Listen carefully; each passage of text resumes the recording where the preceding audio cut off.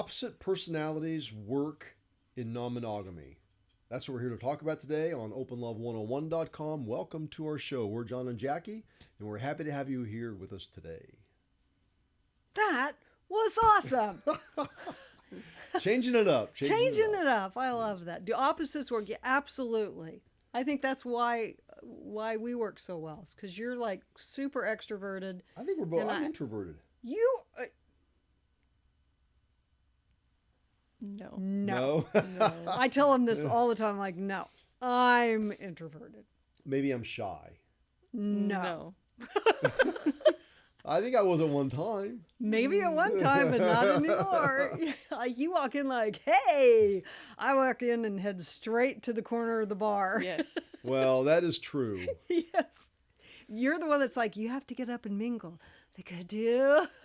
That is the truth. When we go to the club, I really go there because I love meeting people that listen to our show, first of all. I love hearing the stories that you guys have about how, you know, we found Open Love 101 and then we decided to give it a try. We flew here from Arkansas to try out your club, and it's just changed our lives. I love hearing those stories. And I love hearing them when we're together. Oh, yeah, 100%. But you're right. When we get to the club, Jackie finds a comfort zone. She has a couple couples there that she's really comfortable in hanging out with. Yeah. And then I'm walking around I'm like, oh my God, I got to walk over there and get her and say, come on, babe, let's go. He's got to come get this me. person wants to meet you. That's normally yeah, that's usually what it is. But you know, once I start talking to somebody, I'm fine. No doubt. But it's just, you know, I don't know. I get kind of overwhelmed in big groups of people. Yeah, I think, you know, it's about breaking the ice a little bit. Yeah.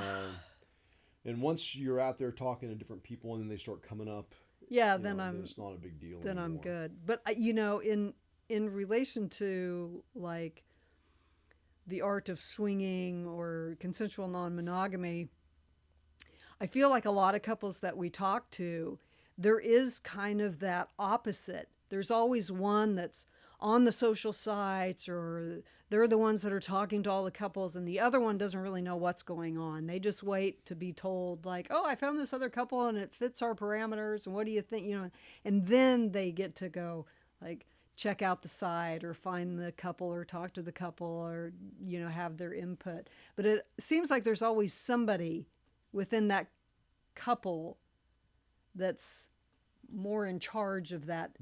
In that sense, definitely. Yeah. I don't know if that's introvert, extrovert, or just I like being on the social sites and cruising the other couples that are on here. But for sure, that is the case. Yeah. In the clubs, I see it too, though. Yes. Where I can think of an instance not long ago where the guy asked me, the husband, you know, so we're trying to meet people, and they're both. It reminded me of the roller skating rink I used to go to, and I would just stand over against the wall, you know, and that's how they were. And how I met people was getting out on the roller skating rink. Yeah. And so that's what I suggested him. I'm like, have your wife go out there by herself and just start dancing. And if she's out there by herself, I guarantee people will come up and start talking to her. And that's exactly what happened. She got out there dancing. Wow. Other women started coming up dancing with her. If you had told me to go out on the dance floor and I'd have been like, no. I have, and you have. That's what you said. That's why, like, no. not going to ever happen. You would have to go out there and do it. But you're right. I mean, there's always going to, it feels like there's usually one person within the couple that they will do that. Yeah. And I think being extrovert and introvert, the introvert has to trust the extrovert. I mean, and then hopefully there's trust in the relationship anyway. But if you trust me and I say, oh, I've been meeting these couples, I found this couple, let's go play with them, and you say, oh, give me the thumbs up. You know, that's kind of how that would work. Right. And normally that's how it is. You know, we sit back together, we kind of can scope things out and make our decision. But there have been some times where you've just gotten up and just like, whoop, off you went. I know. What is that all about? I don't know. I don't know what that is. There's something in you sometimes that you just walk through your fear. Because I think being an introvert sometimes is about fear and not wanting to, you know, something's holding that person back from being themselves. Because I see both sides of you. Yeah. I see a very shy, wants to be left alone, read a book, Jackie. And then I also have seen the side of you that is like the social butterfly. Yeah. And I mean, I see it at events we have at our house too. You're just bopping around, talking to everybody, having a great time. Yeah. Yeah. So, I mean, I think here's the thing. Everybody everybody brings something different to the table. And the trick is to take those differences, but to amplify them in a way that it becomes like a positive element to the relationship. You know, how can I take John's being an extrovert and use that? How do we use that to our advantage? Well, I mean, John's the one that's always planning stuff for us to do. I mean, if it was up to me, I'd probably be sitting at home gardening 24/7. You know, that's fun, but it's not, you know, it doesn't get me out and in contact with other people. But then, you know, my being more of an introvert or a homebody can really be beneficial to John because it'll cause him to slow down sometimes and regenerate.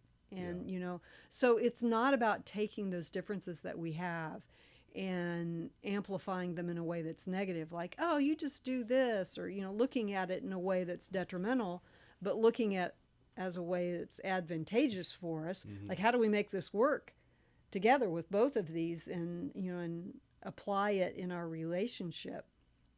And you begin to understand that you can do that in every element of your relationship. Yeah. You know, and not just those kinds of things, but, you know, I don't know. You know, you know a lot about cars, so, you know, I don't have to worry about how to fix my car because you can do it. You know, so that's like being able to use that as an advantage. Yeah, for sure. I think different personalities can balance each other out in a relationship. Absolutely. Right. So whatever that's worth, thanks for joining us today. And check out our next video. I feel like that's like a novella video. It is, but it was still a good topic to cover. All right, guys. See ya. See ya. Great job, Jackie. And if you like that video, please click the button below. Subscribe to our YouTube channel. We'll give you plenty of more. Plenty of more? Kidding me?